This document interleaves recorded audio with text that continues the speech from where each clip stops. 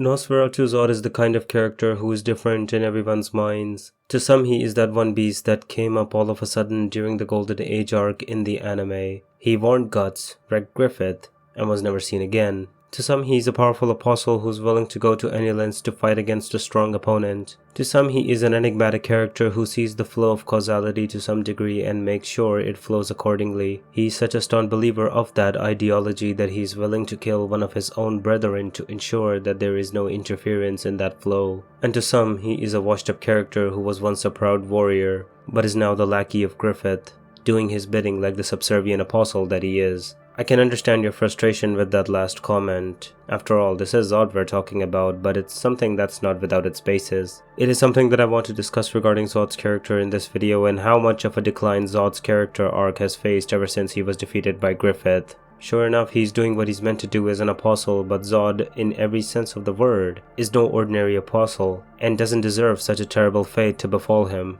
Zodd's introduction to the Berserk storyline was intense to say the least. Nosferatu Zodd 1-4 gave out all of Zodd's character. It showed his ruthless streak as an apostle and fighter. It showed his willingness to kill anyone that dared to come at him with an intent to kill. His unhinged ferocity when it comes to combatants that can put up a fight against him. His philosophical side owing to his belief in the God Hand and causality, as well as his hulkish apostle form. Out of all of the scenes in those few chapters, 3 that stand out are this full spread of Zodd's released form, Guts' reaction to that form, and the face he makes when he realizes that Zodd is part of causality and came face to face with the 5th God Hand. Remember this reaction since it is important in this case, as it will play a vital role in the discussion later on. There is a confidence that exudes from Zodd in the whole scene. Of course, I only say this in retrospect, because when he was first introduced, Zodd's appearance made me fear for the life of both Guts and Griffith. It also showcased a different, but same, kind of apostle. Looking back, the Count and the Snake Baron were monstrous and indulgent. Well, the latter more than the former, but monstrous nonetheless.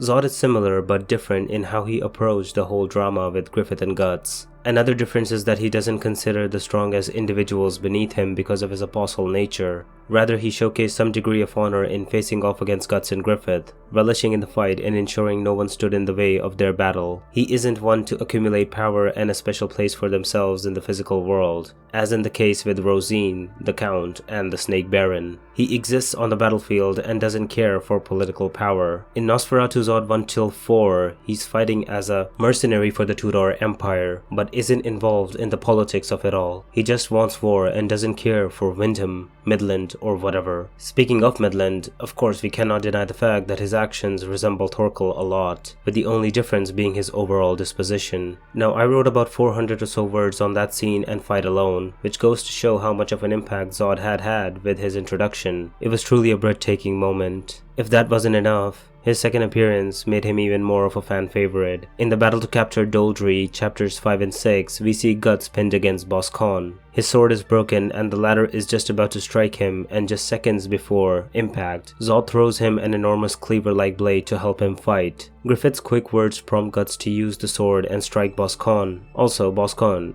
yeah, he definitely looks like he's looks maxing. Anyways, after the battle, Guts thinks and says it couldn't be, trying to brush off the belief that Zodd was the one who threw him the sword. The reader of the manga, however, knows that Zodd is the one who threw it. We see a close-up shot of him where he is thinking about the time of the eclipse, and now it's drawing closer and closer. Here, we notice 2 things about Zodd. One is that he looks very cool and his angry face turns me on a bit, but okay. He is contemplative and waiting for the time for the 5th to come. I don't know why he was waiting since he wasn't even there for the food. Maybe he was there for the Skull Knight, I don't know. Or he is that focused on the coming of the 5th and waiting for some prophecy to come to fruition since he is someone who understands causality. He is just nudging events along because if Guts had lost at Doldry, Griffith wouldn't have gained so much of what he had gained post-Doldry, that otherworldly persona. A part of me loves to think that he did that for Guts because he knew that that man had the ability to survive the eclipse. It's a wonderful thought to have, but it's not rooted in fact, so it is just a thought.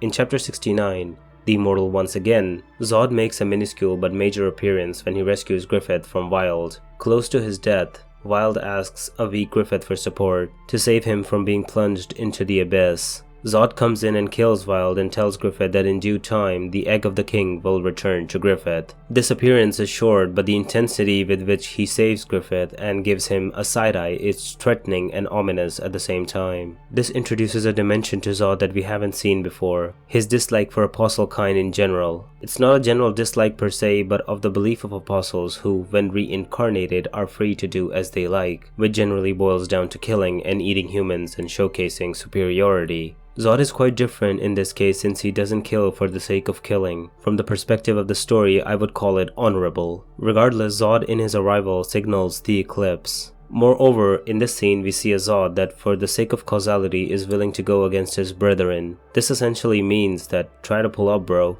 See what happens. The eclipse is where Zodd is truly shown in one of the best of lights. His interactions with the Skull Knight are intense and civil both at the same time. There is a healthy rivalry between the two, which is shown in their fighting prowess. The break that Skull Knight gets after cutting Zodd's arm allows him to save Casca and Guts from the circus of darkness that was the eclipse. Now, the next scene is quite important since it sets the precedent for the rest of Zodd's character. This is the moment where Zodd acknowledged Guts as a truly strong warrior. If not that, at least he acknowledged him enough as a man who survived the eclipse. Upon seeing Guts survive the eclipse, he is visibly astonished at the fact that a mere human like him could achieve such a feat. After hearing Skull Knight's request, he obliges and tells the Skull Knight that their battle is on hold, but they will continue. Zodd even goes so far as to say that Skull Knight must hurry and get the two to safety because the demons will start pouring out. When Skull Knight takes his leave, that is when Zodd's character shines the brightest. He says, and I'm paraphrasing here, "So, he survived the eclipse, eh? Show me how you will struggle in a world of darkness as nothing more than a mere human, in the wilderness of the dead that extends before you." He ends his short monologue by giving Guts the title of the Branded Swordsman. Now this scene is interesting because I interpret it as Zodd having feelings for Guts. Not those kind of feelings, but rather feelings of appreciation. Even if the Skull Knight managed to save him, the mere fact that he was strong enough to survive against a horde of monsters was impressive in and of itself. There is a growing respect in his heart, and if he survived the main event, he is now looking forward to the aftermath of his survival, and how well of a front Guts would put up in such a dark world. In addition to this, he has now found a new person to fight besides the Skull Knight. While previously he was banking for causality to make its mark, this time he is in anticipation of witnessing what happens when one goes against the flow of causality, as a mere shadow on the water. This does not give any indication that Zodd is Guts' friend, but rather simply he wants to see what will happen to such a man who defied all the odds. Now, a common criticism to this claim can be made that Skull Knight saved Guts and that Guts had no part to play in this whole scenario. While Guts was lucky to have the Skull Knight save him, the mere fact that he was able to withstand the eclipse for as long as he did is a testament to his whole life as a struggler. But that is besides the point. This is a Zodd video, not a Guts video.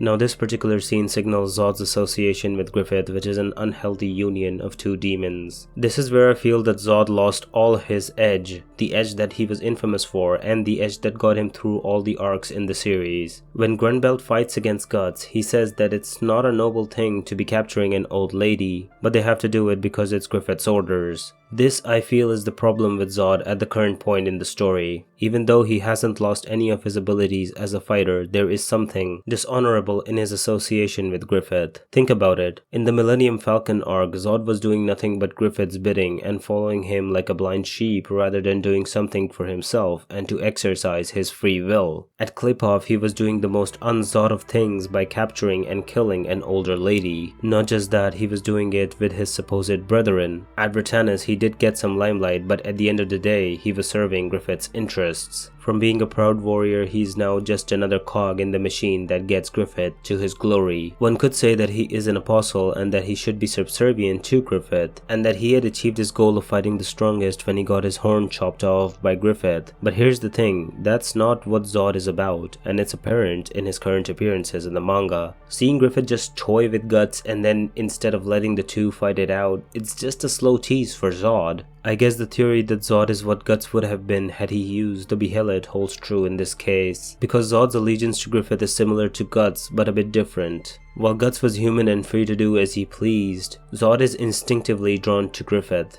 And besides all his free will and do what thou will freedom, he is still subservient in the hierarchy. Now the final scene which makes me feel that Zodd's whole character has been reduced to just a cog is this one. This comes from a Reddit post I saw a couple of days ago where Zodd seemingly looks as though he's kinda saddened by Griffith toying with Guts by taking away Casca. It just feels as though he is in two minds about his decision to follow Griffith. Though the former is an impossible enemy, Guts is someone that can give Zodd that energy and vitality that Zodd craves. He might have lost against Griffith and he might have faced the strongest of them all, but fighting the branded swordsman is what makes Zodd feel alive. Also, we need to take into account this scene. It is so weird how he isn't participating in Griffith's plans, but instead just follows whatever he says and goes against anyone who dare threaten Griffith. Now this could signal something of a change within Zodd, or we'll see him being continuously downgraded to the point that he becomes nothing short of a slave. I can totally understand that Zodd is an apostle and his ultimate existence is to follow Griffith, but again he is Zodd, so I don't want such a fate to befall him. Please leave a like on this video if you like what I have to say. It helps my video to reach as many Berserk fans as possible.